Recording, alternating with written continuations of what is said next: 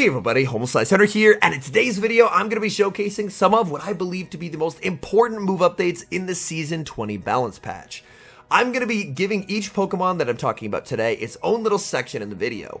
We're going to talk about what it can currently do, what the changes are going to allow it to do, as well as, since I know team building can be daunting in a new meta, talk about a couple potential teams that you could use if you're trying to build around this Pokemon. So without further ado, we're not hopping into any matches today, but we're hopping into some detailed analysis about the new season that I am incredibly excited for. The first buff that we'll be taking a look at is going to be the Mud Slap buff in the Master League, specifically for Shadow and regular Rhyperior.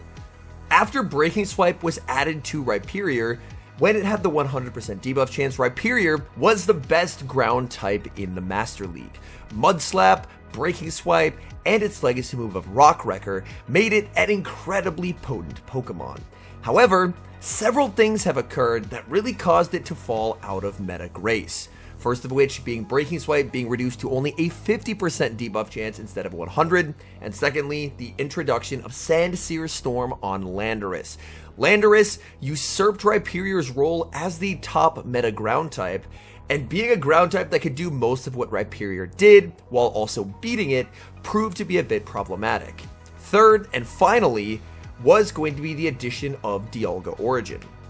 As we take a look at Rhyperior versus the standard Dialga, Rhyperior, if you gave it no charge moves in the one shield, was able to farm down the regular Dialga. This allowed Rhyperior to exit this matchup down a shield, but close to 100 energy, being able to inflict massive damage on anything in the format that was brought in. However, with the addition of Dialga Origin, and Dialga Origin, as we take a look here, is actually quite a bit bulkier, about 5% bulkier, and that means that Rhyperior cannot farm this down in the ones. Rhyperior can throw charge attacks and do well in the ones, but it doesn't get that one shield farm down.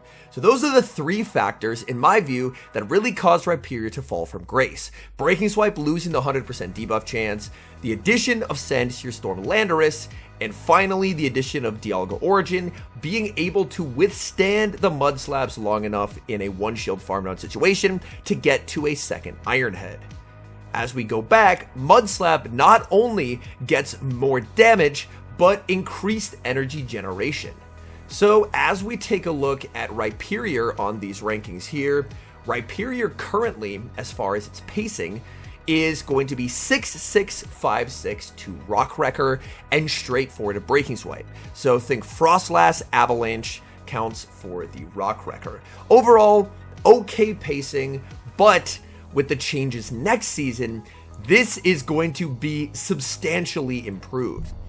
As we search for Rhyperior, and I don't put a ton of stock in Master League ranks to be honest, but we're just using it so we can take a look at the counts. We're now at 5-5-5, straight 5 to Rock Wrecker, which is a rock type Blast Burn clone, is incredibly good increase in pacing, and Breaking Swipe is 4-3-4-3.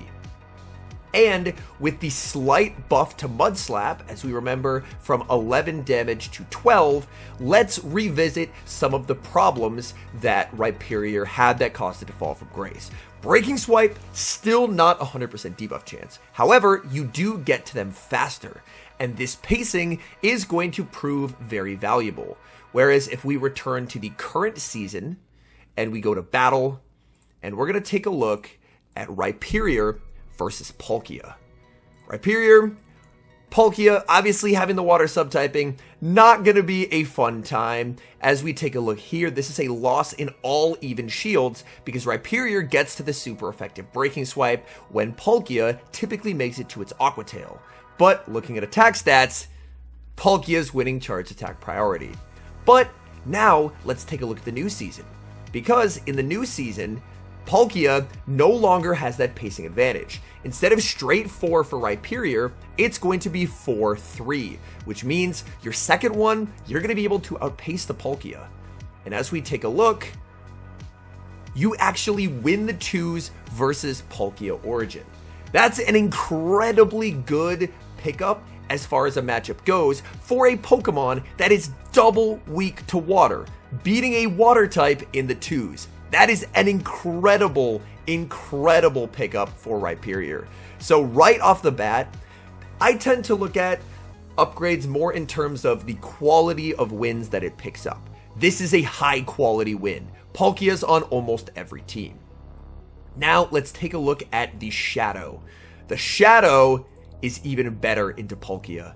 The Shadow actually picks up Palkia 1s due to not only the increased pacing on Breaking Swipe, but the increased Mud Slap damage, allowing the second Breaking Swipe to pick up a KO. So, big improvement with both forms of Rhyperior. Slight edge to the Shadow, but big improvement overall. The second problem is, of course, we talked about the Dialga origin. You are not able to farm that down as the regular Rhyperior. In the 1s, you are not able to do so because Dialga origin is bulkier than the regular. But if we take a look here, Rhyperior gets that farm down because of the increased damage on Mud Slap. Getting that 1 shield farm down versus the bulkier Dialga as well, again, that's a really big pickup for Rhyperior. Rhyperior, a free-to-play option. Its stock is massively up in the new season. I think if you're a free-to-play player, this is going to be a terrific Pokemon to invest in. As we're seeing, it can do very well versus a lot of the meta legendaries. Another thing that I do want to talk about as well is going to be the Landorus problem, and Landorus is getting a nerf since Mudshot is getting a rework. The question will be, we'll have to see how much does this affect the overall presence of Landorus, because Mudshot is getting more damage in addition to the slower energy generation, so it could end up being more of a neutral change overall, but I'm incredibly excited for Rhyperior. And specifically, if you have the Shadow, I think the Shadow is actually going to be slightly even better. The regular is going to be amazing, but the Shadow has some really interesting pickups. Let's take a look at the zeros. We have the regular Rhyperior and the Shadow Rhyperior, and we are in the new season. In the zeros here, we'll scroll all the way over.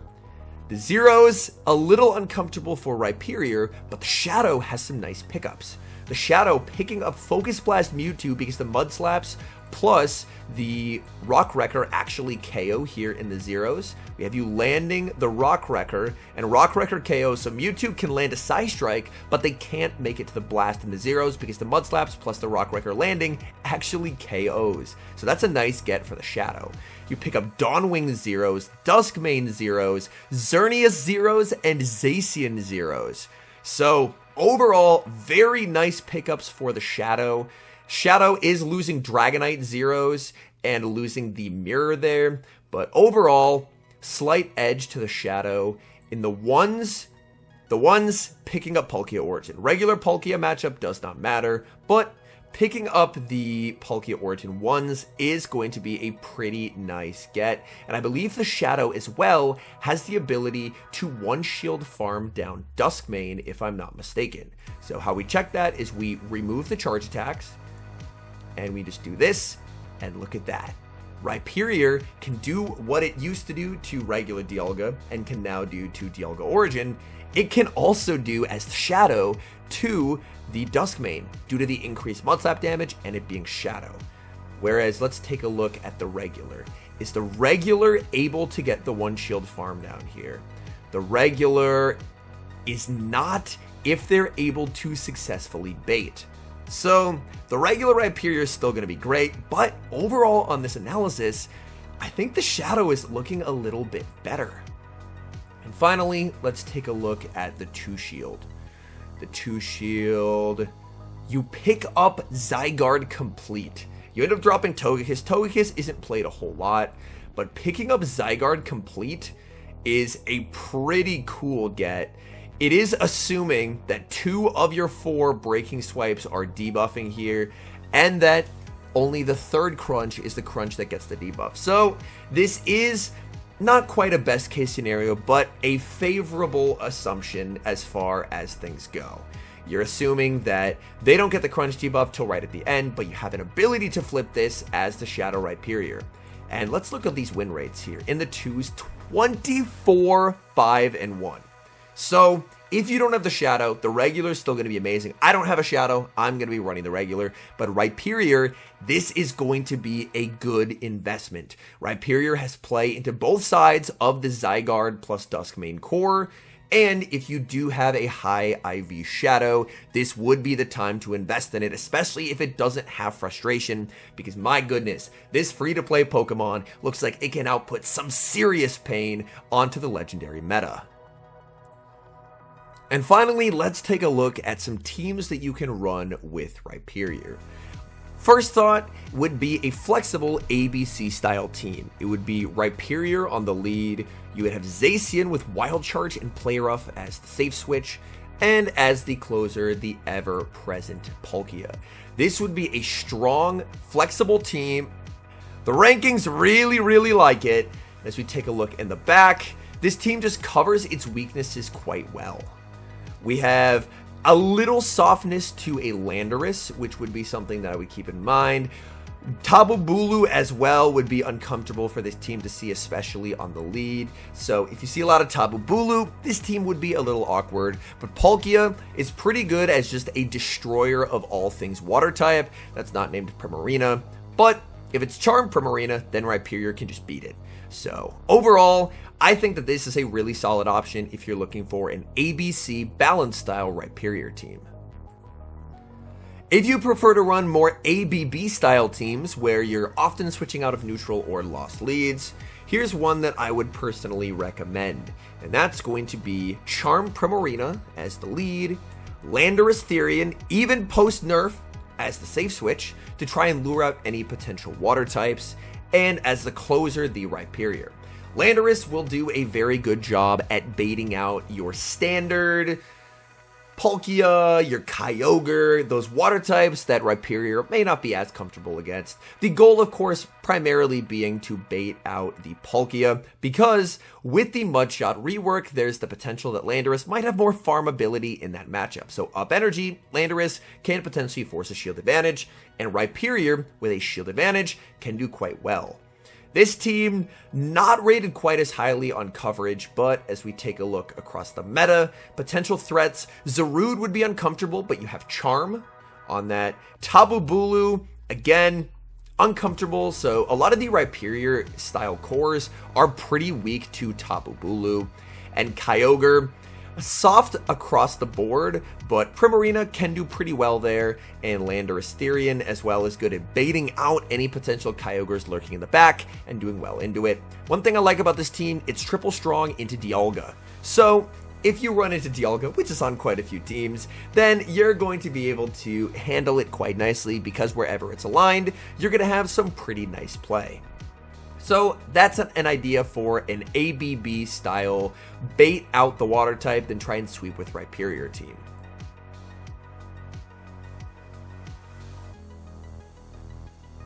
The next suggestion on this list honestly may come as a bit of a surprise. We now move to the Ultra League, and the Ultra League has quite a lot of changes to go over. Some top meta titans like Greedent and Poliwrath falling off, and some new meta titans rising to meet their place.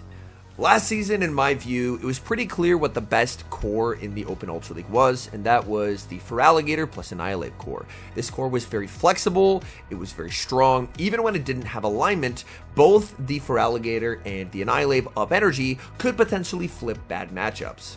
But, of course, with Annihilate getting nerfed, there's going to be a new contender that rises to form what in my view is going to be the new best core. And this one I actually think PvPoke's new rankings was able to correctly identify. So we go over to here, that's Shadow Feraligatr plus Zygarde. This core was kept in check mainly due to Poliwrath. Poliwrath having a dominating matchup into Feraligatr, and versus Zygarde able to definitely reduce its damage output with Icy Winds, and also hit for double super effective damage. So overall, Poliwrath is very good at keeping this core in check. We may still see some play from Poliwrath running Mudshot, but overall, counter nerf definitely hurts it, and I think we'll see a lot less. So the question will be if this core is going to be extremely strong, and I believe it is. As we go over here, let's take a look at the things that PvPoke says can beat it. Clefable, obviously, Fairy type, very good into Zygarde. Clefable versus Shadow Feraligatr is a very interesting matchup because Clefable is extremely bait dependent. You have a 60 energy Moonblast that gets some type attack bonus and a 35 energy Swift. So if Clefable is able to successfully bait, it looks quite good. However, if you remove its ability to bait, so basically going straight for your nuke move there, you still win the 1s, but you end up dropping the 2s. So things get a little more awkward for Clefable if you aren't able to bait correctly, whereas Feraligatr is just consistently spamming Hydro Cannon, so there's no variance on the side of the Feraligatr. So Clefable, in my view, is a little bit of a difficult Pokemon to anticipate how it's going to work out, just purely due to the fact that with a successful bait, it's extremely strong. But with an incorrect bait, like a shielded Moonblast or a no-shielded Swift, it seems a lot worse.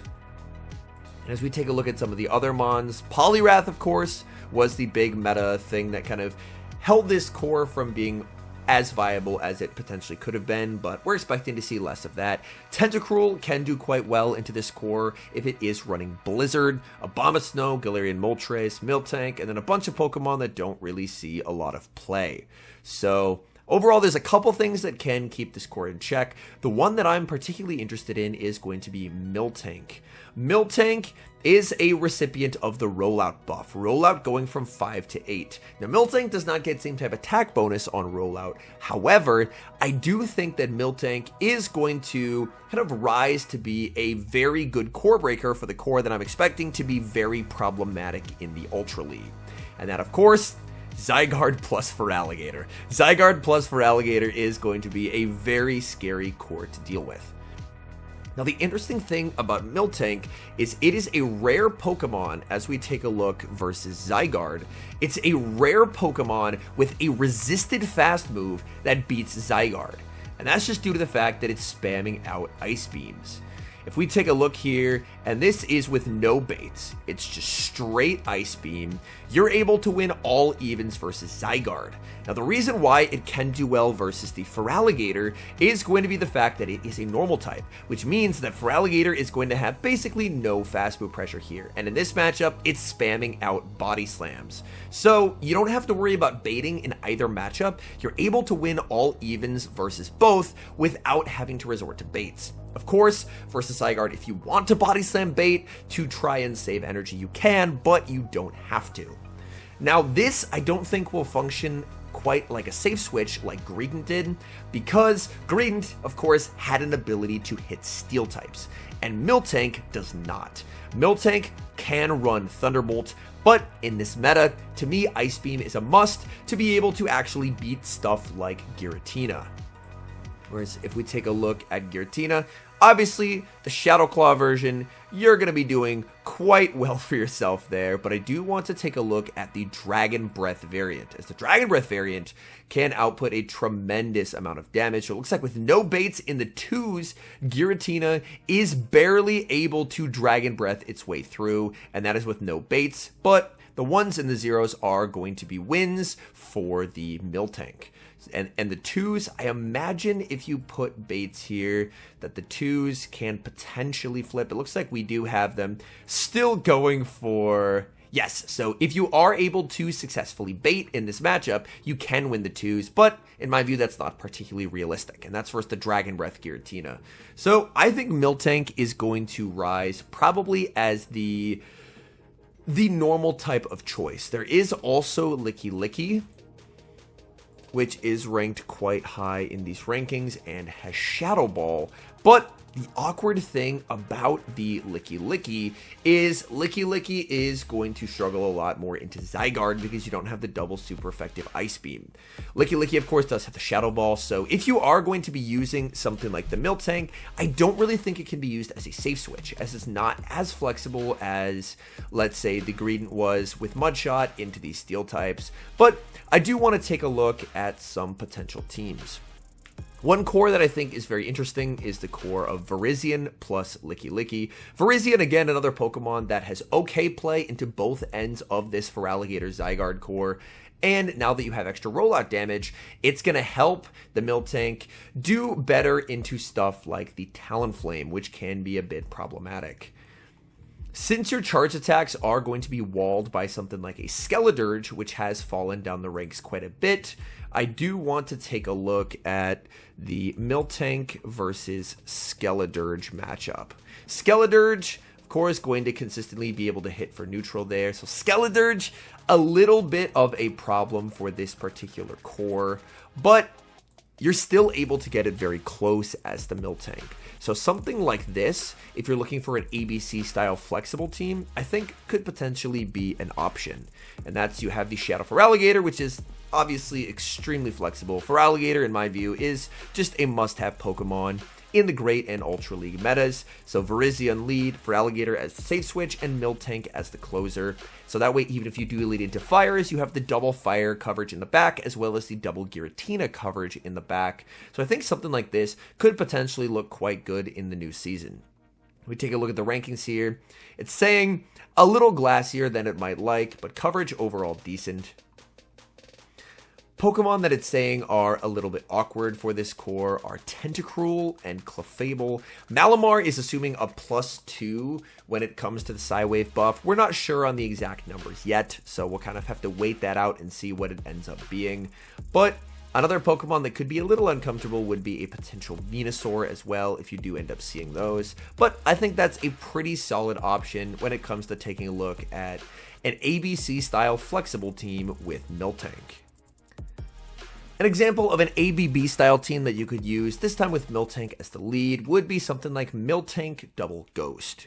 So you could run something like a Skeledirge as a safe switch to look to try and bait out any particularly problematic Pokemon for a ghost type, like let's say baiting out something like a Mandibuzz or a Feraligatr. And then in the back, you could even run a newly buffed Pokemon like the Shadow Golurk. So that way you have Miltank, double fighting resists, and on top of that you are going to have the double coverage against steel types as well. Or you could potentially run something like the newly buffed Dusknoir.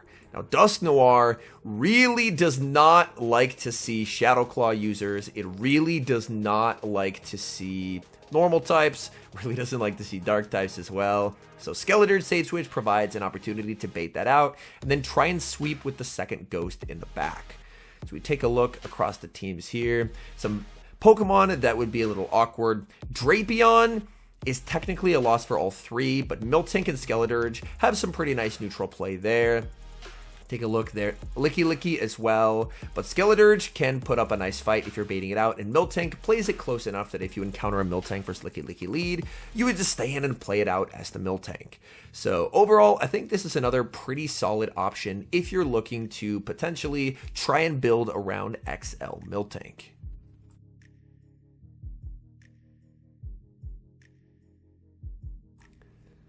And finally, let's turn to the Great League, and probably the buff that I feel like has gone under the radar, but I'm very, very excited for, is the Poison Sting buff, specifically for Qwilfish. When it comes to the current Open Great League, Qwilfish is not doing a lot. Around rank 250, and its losses, well, that's basically just the meta. But some things you may notice about its key losses here: 4 of the 5 are getting nerfed. Whiscash nerf, Annihilate nerf, Skarmory nerf, and Gligar nerf. And as we take a look at the Poison Sting buff, Poison Sting is getting extra damage. Now, Qwilfish is a Pokemon that's known for its spam. It's not the tankiest around, but straight 4 to Aqua Tail, and then your choice of 7-6-6-6 for Ice Beam, which is, think Charizard Blast Burn counts, or 8-7-7-7 for Sludge Wave if you want to go for same type attack bonus instead of coverage. It does have some pretty nice charge attacks, but realistically, a lack of farm and a lack of an ability to farm down is a bit unfortunate. But in a meta where most of the top safe switches ended up getting nerfed, basically with the exception of Feraligatr, like if we take a look at a lot of the top safe switches in the current meta, we have Gligar, Pelipper I don't think is very good, but Lickitung, Vigoroth, those kinds of Pokemon that are very flexible that end up getting nerfed. I think the Qwilfish really has the potential to shine as a safe switch.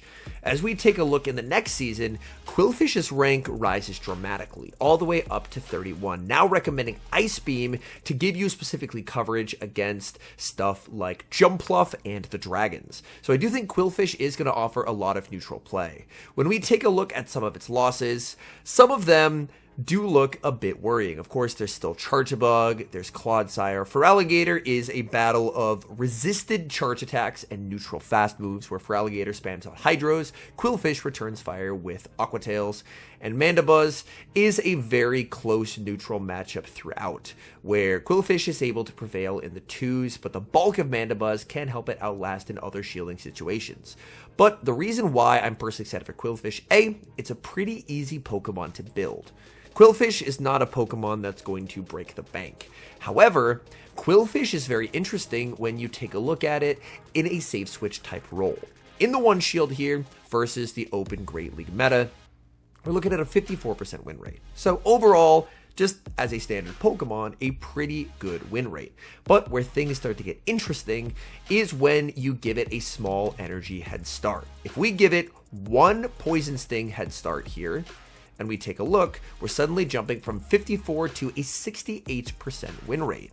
So Qwilfish, up a tiny amount of energy, ups its win rate by almost 15%.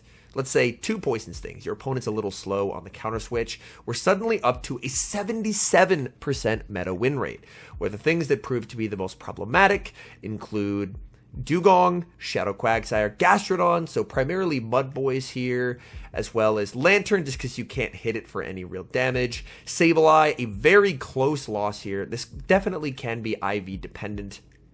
And a tie versus Shadow Feraligatr, and actually able to barely flip Charjabug again. A matchup that close, probably going to be IV dependent.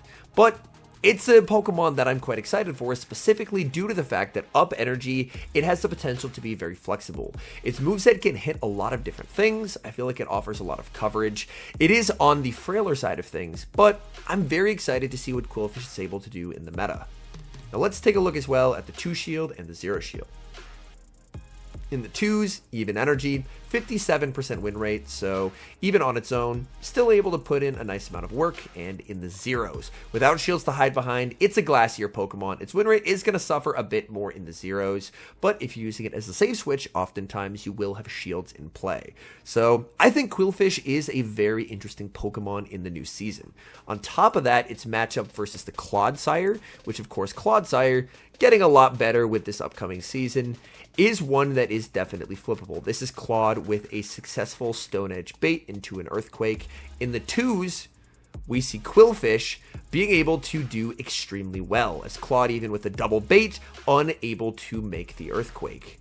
And I'm very curious to see, with that one shield scenario, if you're up a little bit of energy, is that flippable?